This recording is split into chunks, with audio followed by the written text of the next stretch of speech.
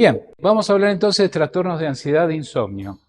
Juntamos las dos cosas porque las plantas que usamos en ansiedad, quizás en una dosis un poquito diferente, las vamos a usar en insomnio también, ¿no? Porque el mismo mecanismo es para las dos cosas. Así como a ustedes les dan un Valium para estar tranquilos durante el día, le pueden dar un Valium a la noche para que descansen. Entonces con las plantas va a suceder lo mismo. Primero, antiguamente se conocían los trastornos del sistema nervioso. Bueno, había palabras que ya desde la época de los griegos se hablaban. Por ejemplo, histeria. Una de las primeras patologías del sistema nervioso fue la histeria. Y la histeria estaba vinculada a una patología de la mujer. Por eso, digamos, histeria se creía en la antigua Grecia que era un trastorno nervioso producto de una inflamación del útero. Por eso cuando a una mujer le sacan el útero, lo que le hacen es una histerectomía, le sacan la histeria, ¿no es cierto? Bueno, entonces había esa relación, es una falsa creencia, lógicamente, porque hay hoy creo más histéricos hombres que mujeres. Entonces estaba esa concepción que también tiene que ver muchas veces con esa cuestión un poco machista a través de la historia, como que siempre las peores cosas las tenían las mujeres, ¿no? Pero eso, bueno, fue cambiando por suerte con el tiempo. Se hablaba de fobias también, cuando había fobia a un animal, fobia a algo, como eso empezó a denominarse también así. Psicosis puerperal era la psicosis producto del post-alumbramiento, es decir, la mujer había tenido un bebé y luego había un periodo que podía entrar o en bajón anímico, en depresión, incluso en psicosis, que duraba un tiempito. Eso ya había sido descrito también por los griegos. En este caso tenemos acá la figura de Hipócrates, que fue quizás el máximo propulsor de la medicina natural en la antigüedad. Se hablaba de manías también, aquel que tenía manías de pronto, no, esto no hay que hacerlo en este momento, no, esto mejor me conviene. Es decir, esas cuestiones maníacas así ya estaban descritas en la antigüedad. Se había descrito la epilepsia, que se consideraba como enfermedad de los dioses. Era como que el epiléptico era una persona especial, porque esas sacudidas, esas convulsiones violentas, se creía que era producto de un espíritu, de un dios que estaba ingresando en el cuerpo y le estaba generando esas sacudidas. Por eso los epilépticos incluso a veces formaban parte de los, por así decirlo, los primitivos médicos. Incluso en las etnias latinoamericanas, muchas veces los epilépticos formaban parte de los curanderos, porque se creían que estaban tocados por un poder divino. ¿Se acuerdan en la primera charla en la que tuvimos hace un ratito, que cuando le pusimos medicina tradicional y medicina alopática, en medicina tradicional había un ítem que decía como recibir un contacto divino? Entonces el epiléptico había recibido ese contacto divino, ¿no es cierto? Y se le tenía respeto. Paranoia, ya no estaban descritos los casos de locura, pero sí de paranoia, y delirio tóxico, que estaba muchas veces relacionado con el consumo de sustancias alucinógenas, opioides, alcohol, etc. Estas entonces fueron las primeras descripciones que ya los griegos habían hecho de la primera clasificación de enfermedades nerviosas. Bien, se considera también en la antigüedad que las enfermedades suelen ser producto de un desequilibrio de los humores. Esto lo había postulado Hipócrates también. Ubiquémonos, Hipócrates, siglo IV antes de Cristo, siglo IV antes de Cristo. Ya hablaba de que las enfermedades eran producto de cambios en los humores. Cuando hablamos de humores, hablamos de secreciones, no del humor de que estoy alegre, triste, ese humor no. Humor nos referimos, por ejemplo, a la sangre, a los fluidos, a la bilis, a la expectoración, esos son los humores también. Entonces se decía, por ejemplo, el sanguíneo era aquel que de pronto era así como impetuoso, aquel que se toma todo a pecho, y eso le puede generar un desequilibrio. El colérico era aquel que ya cualquier cosa lo irritaba y se salía de cauce, ya agarraba a uno a las trompadas, se peleaba, entraba en cólera enseguida. El sanguíneo tenía que ver con la sangre, se decía que hay una alteración en el humor sanguíneo y eso alteraba justamente la parte emocional, lo hacía sanguíneo. El colérico tenía que ver en algunos casos con el mal funcionamiento del hígado. El flemático es aquel que es todo me va bien, pero mire, se está incendiando su casa, bueno, ya se va a arreglar. Entonces tiene esa conducta, está todo bien, ¿no? Bueno, y tiene que ver con patologías del árbol respiratorio, ¿sí? Con las secreciones respiratorias. Y por último, el melancólico, que tenía que ver también con el hígado, pero a diferencia del colérico, el colérico estaba más relacionado con la bilis, como que la vesícula le generaba problemas. En cambio, el melancólico estaba relacionado más con el hígado en su totalidad, quiere decir con un hígado que no estaba funcionando bien. Y esto tiene una relación, la palabra melancolía. La palabra melancolía viene del griego, de la construcción de dos vocablos, melanos, colis. Melanos significa negro, colis, hígado. Quiere decir que el melancólico era el que tenía el hígado negro. No dice, hígado negro es una forma retórica de decir, o metafórica, porque hígado negro era el hígado tóxico, era un hígado que estaba totalmente con toxicidad, oxidado. Entonces cuando algo se oxida se pone negro. Entonces ya había una relación de que aquel que tenía un hígado casi destruido se iba a poner melancólico, triste, depresivo. Pero no estaba todavía la palabra depresión. La depresión antiguamente por ahora era melancolía, estado de tristeza. Veamos qué pasó, la Edad Media. En la Edad Media, la Iglesia excluye la primitiva psiquiatría. Aquellos que intentaban estudiar a fondo los problemas psíquicos de las personas eran perseguidos por la Iglesia. ¿Por qué? Porque se consideraba que podía estar en relación con los demonios la persona que estudie eso. Porque de pronto estudiar un paranoico, un loco o un epiléptico, se consideraba que era el epiléptico, el paranoico, el loco, el desquiciado, estaba invadido por un espíritu maligno. Y aquel que quiere estudiar eso está en relación con el diablo, seguro. Entonces es como que se apartaba todo aquello que podía tener relación.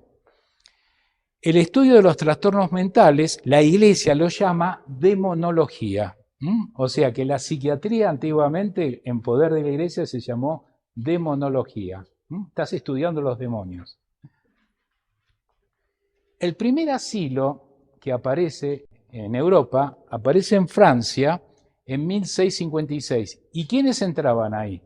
Todos los que estaban con alteraciones mentales, pero de paso matamos también a prostitutas, ancianos que estaban sin casa, homosexuales, pobres. Era una bolsa de gatos, metían a todo el mundo ahí, ¿no es cierto? ¿Cuál era el tratamiento que se le daba a la gente que entraba pobre en un asilo? Y eran justamente eméticos, o sea, le daban una sustancia para vomitar. Así sacás toda la porquería que tenés adentro. Purgantes, había que hacerlo evacuar, largar todo. Sangrías, incluso las sangrías, que uno dice, hacían un corte, por ejemplo, para que salga sangre. A veces el exceso de sangre, el sanguíneo, había que sacarle sangre para que baje sus decibeles de intolerancia, ¿no? Entonces lo hacían con sanguijuelas muchas veces y en algunas ocasiones hasta con escorpiones para succionarles la sangre. Torturas, tenían que confesar. Vos estás poseído por el demonio, por eso estás así. No, pero yo no me pasó, no, estoy mal, me siento... No, confesar que estás poseído por el demonio. Entonces lo torturaban hasta que el tipo confesaba. Confesaba que se había robado un banco, cualquier cosa ya confesaban, con tal de que no lo torturen. Y encadenamiento, terminaban encadenados. Bien, veamos algunos hechos históricos que fueron aconteciendo a lo largo de la historia de los trastornos nerviosos. En 1576 Plater publicó el primer tratado de enfermedades mentales. Ya cuando perdió un poco de dominancia la iglesia y ya cuando dejó de llamarse demonología, empezaron a aparecer aquellos que realmente estudiaban la cosa en serio. Entonces, 1576 aparece el primer tratado que por lo menos clasifica a las enfermedades mentales. En 1800, fíjense el tiempo que pasó para que aparezca un segundo acontecimiento, se prohíbe encadenar a los enajenados. Fíjense, hasta recién en 1800 seguían encadenados. 1845 se describe la enfermedad psicosomática. Aquello que a veces se decía, este está inventando la enfermedad, no tiene nada, está inventando. Bueno, esos eran fenómenos psicosomáticos, se describe por primera vez. 1850 se describe la insanía por hashish. El hashish se obtiene de la marihuana en un concentrado muy alto y el hashish se aspiraba, se fumaba para tener más virulencia.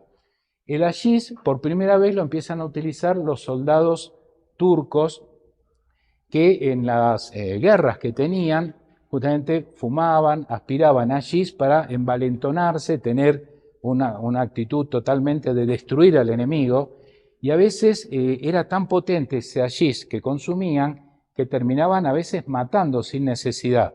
De ahí derivó la palabra asesino. La palabra asesino viene de hashish, viene hashish, hashishin, asesino. Y viene así la etimología, o sea que el verdadero asesino era el que aspiraba mucho hashish. 1858 empieza la era de la psicoterapia. 1860 empieza la hipnosis, conocida también como sofrología, los trances hipnóticos. 1900 Sigmund Freud, austríaco, empieza con el psicoanálisis. 1912 empieza a introducirse el fenobarbital en la epilepsia. Es la era de los barbitúricos. Los barbitúricos son una serie de sustancias, fueron las primeras quizás desde el punto de vista del sistema nervioso en utilizarse. Hoy ahí tenemos drogas superiores a los barbitúricos para la epilepsia, pero era algo que había en ese momento.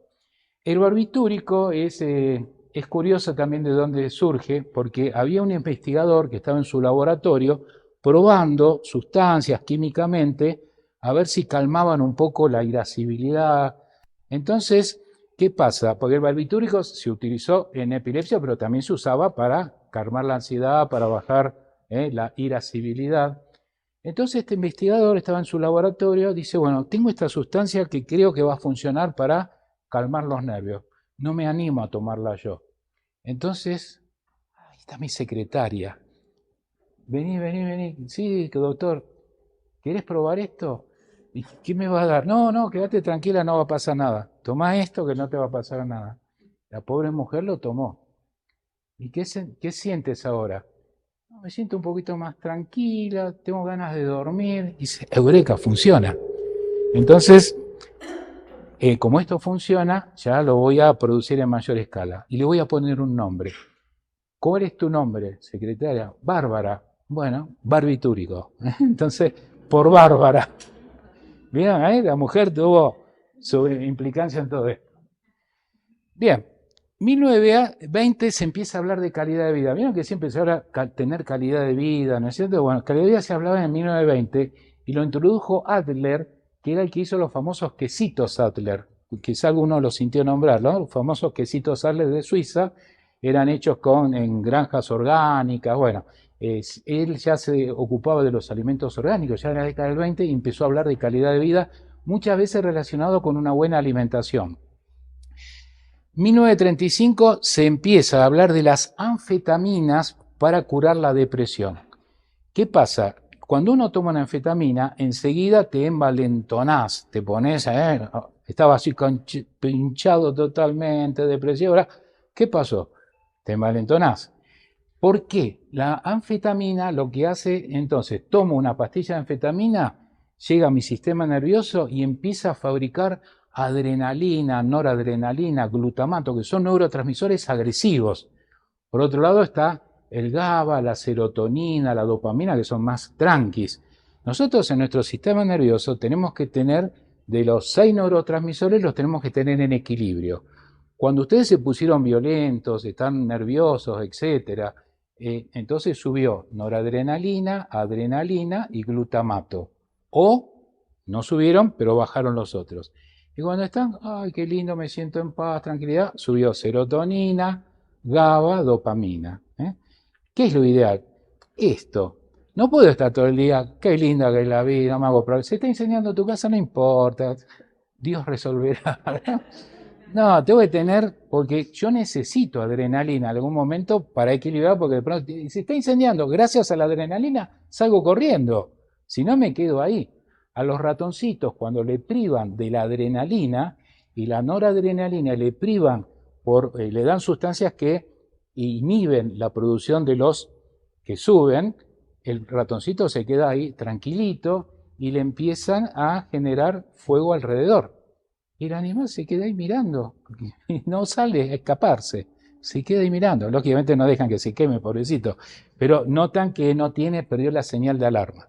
Bueno, entonces, las anfetaminas surgieron como generadores de adrenalina, dopamina, entonces el tipo estaba agresivo también. Lo usaban, por ejemplo, en las guerras para tirar bombas, para que la persona sea agresiva y no tenga remordimiento después. Lo tiraste una bomba donde había una población civil, no importa. El tipo estaba agresivo y no medía consecuencias. Pero, ¿qué hace la anfetamina? Agota los neurotransmisores, pum para arriba. O sea, llega un momento que te quedaste sin adrenalina, sin noradrenalina, sin glutamato, te quedaste planchado y entras en depresión. Entonces te hace pum para arriba y después pum para abajo. ¿Y cómo te sacaban de abajo cuando ya no tenías para producir los tres que suben? Entonces era un problema eso. Por eso después se sacaron de lo que es sacarlos de darlos como para la depresión, porque terminaban generando depresión. En 1960 aparecen las terapias para manejar la parte emocional de las pacientes. Por ejemplo, si bien estaba el psicoanálisis, que fue la primera, la de Freud, que hurgaba en cómo es tu relación con tu papá, tu mamá, ya te entraba, viste, viajabas hacia el pasado, hacia la niñez. La terapia gestáltica y la que le sigue, que después la terapia cognitiva conductual, terminan siendo las terapias más rápidas para los problemas emocionales. Aquel que no quiere el freudiano, que te va a hacer recorrer toda la historia tuya y te va a tener un par de años dando vueltas sobre eso, sin solucionarte a veces, cognitiva conductual y gestáltica, tac, rápido, en 3 meses te voy a trabajar así fuerte, te voy a hacer sentir un poquito mal al inicio, pero es la única forma de sacarte rápido. Entonces, bueno, cada uno elige. Están los que le encanta el freudiano y están los que le encanta el otro, el rápido. Bien, estos son hechos históricos relacionados con muchas de las terapias. Y después está la historia de los medicamentos. Primero, ¿qué había de droga química antes? Recién en 1853 aparecen las sales de bromuro. Eran las primeras sales de bromuro, que era medio tóxico, pero bueno, te calmabas. 1901, 1902. Fíjense la cantidad de años, tardaron 50 años que apareciera una segunda droga, que eran el hidrato de cloral, el uretano y el sulfonal. Drogas que ya no se usan, son un poco tóxicas también, pero cuando no había nada, vieron, había que meter algo tóxico. 1912 aparece, bueno, la señora Bárbara que ayudó al fenobarbital, ¿no? La era de los barbitúricos. 1918 aparece la valeriana, pero la valeriana ya hablaba Hipócrates, pero aparece en el círculo psiquiátrico para combatir las depresiones de la guerra. Las personas que de pronto te habían amputado una pierna, habías perdido tu familia, entonces para secuelas de guerra se empezó a dar con mucho éxito la valeriana. 1950, fíjense lo que se tardó para llegar a una nueva droga, la mefenecina como relajante muscular. 10 años después aparece la era de las benzodiazepinas, que es el clordiazepóxido, conocido como Librium. Ahí tienen una cajita vieja, ¿no?, de Librium. 1963 ya aparece el diazepam. En 1964 ya aparece el clonazepam, que hoy lo damos a pasto, ¿no es cierto? Todo el que anda medio depre, que no duerme, tiene ataque de pánico, clonazepam con escitalopram.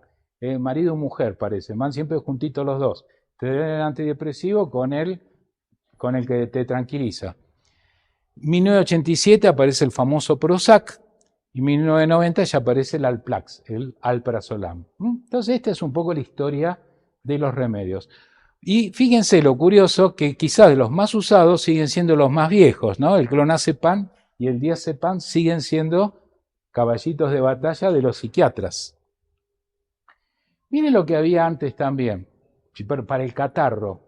El jarabe de heroína para los chicos. Mi catarro ha desaparecido gracias al jarabe. Lo hacía Bayer. Lo hacía Bayer. Y hay otra publicidad también, que hay otro afiche, que está el nene pidiéndole a la mamá, por favor, dame el jarabe para el catarro. Hasta inventaban que tenía tos para tomar el jarabe, porque estaba generando adicción. Si era heroína, ¿cómo no iba a pedir el nene el jarabe? Ya empezaba, el jarabe se le había ido, pero estaba viendo elefantes de colores volando. Entonces, ¿qué pasó? Ya ahí las autoridades sanitarias lo sacaron. Pero estas cosas sucedían antiguamente. Por ejemplo, era común tomar licores de ajenjo, por ejemplo, que sabemos que terminan siendo tóxicos, o era común también la cocaína, que se daba también para energizar, animar. Bueno, la medicina fue cambiando. Ahora te meten otros tóxicos, ¿no? Fueron cambiando de tóxicos, digamos.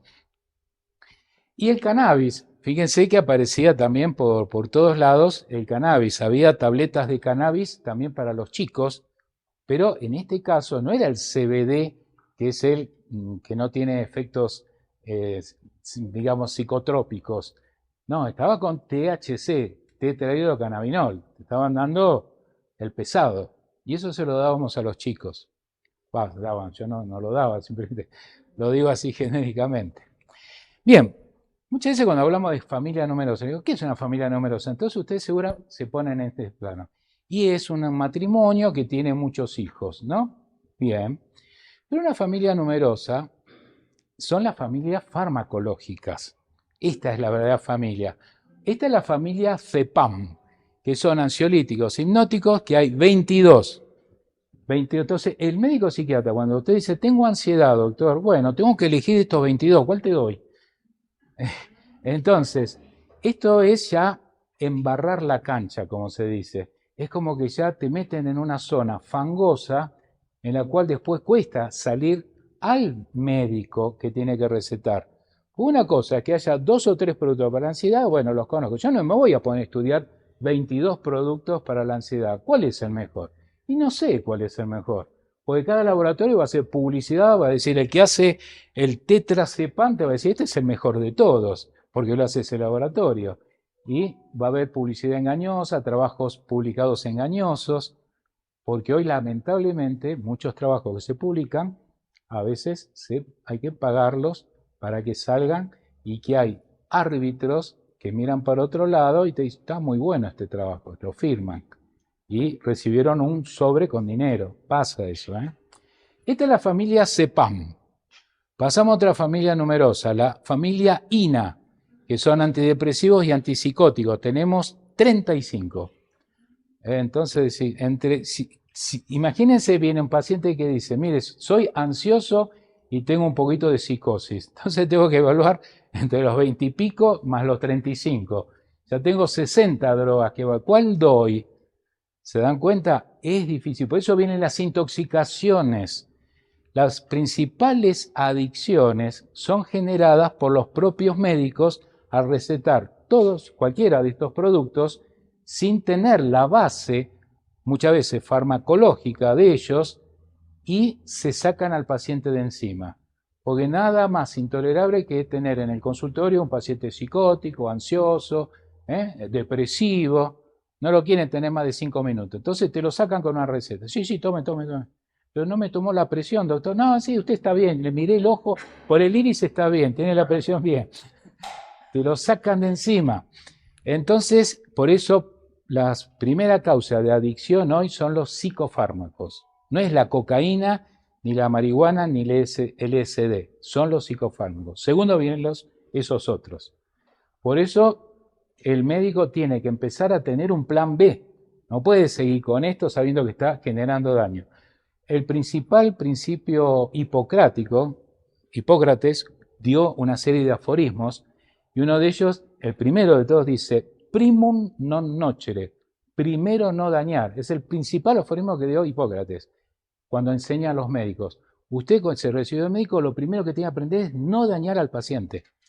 Y acá estamos acostumbrados a dar todas estas drogas cuyo prospecto de efectos adversos es 10 veces más amplio que el de indicaciones. Indicaciones, 3 renglones, efecto adverso, track. Entonces, estamos lamentablemente acostumbrados a empezar a dañar con tal de lograr un efecto terapéutico. Y es más, muchos dicen, sí, ¿qué problema? Si se daña, le hizo mal al hígado, va a venir a la consulta para que le recete el hepatoprotector. Y si el hepatoprotector le dio gastritis, le voy a dar el omeprazol. Y así entonces el tipo empieza con la polifarmacia. Tiene alquilado al paciente permanente. El paciente vino por un trastorno nervioso y ya está recibiendo remedio para el hígado, para la acidez, está ya en la polifarmacia.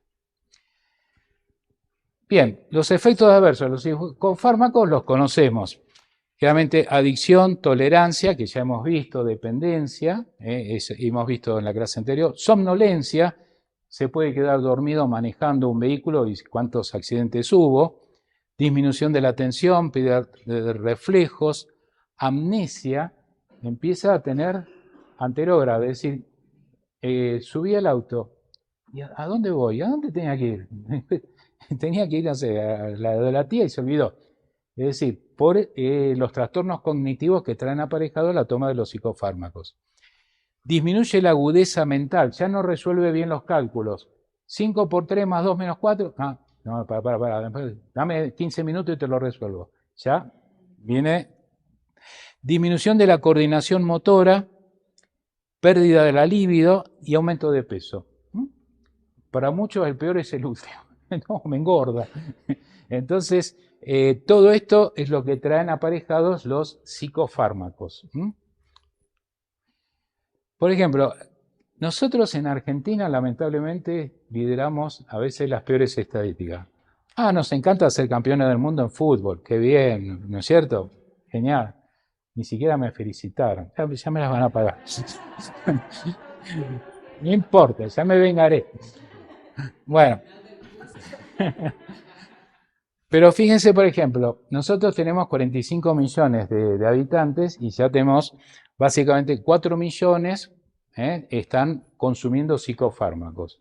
Ni hablar de aquellos que los consumen para mezclarlos con drogas de diseño en las fiestas electrónicas, que ese es otro consumo que aparece. Representan el 17% del mercado farmacéutico y somos en Argentina, como siempre digo, lideramos a veces las peores estadísticas, como por ejemplo somos después de Venezuela el país con más inflación que hay en toda América y en el mundo somos el quinto. Tenemos 100% de inflación en el año, es una locura. Entonces es como que nosotros estamos acostumbrados ya a eso. Tener 1% de inflación decimos no existe, no puede ser, no es de Argentina eso. Nosotros, por eso el argentino está siempre pensando en dólares, que es la forma de resguardarse del peso argentino que cada vez vale menos.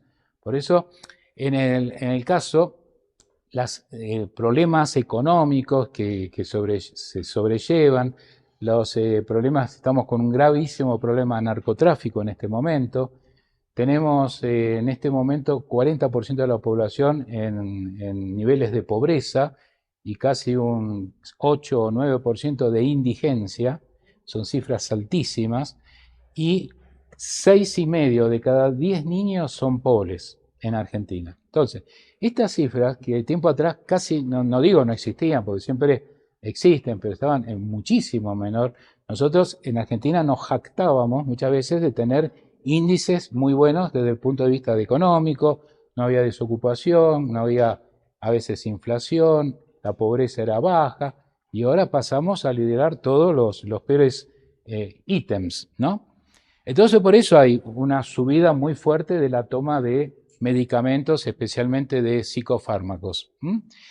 Fíjense que el 67% lo hace antes de los 15, o sea, antes el psicofármaco lo tomaba la persona grande, porque además requería una receta. En cambio ahora más de la mitad ya son menores, eso es gravísimo.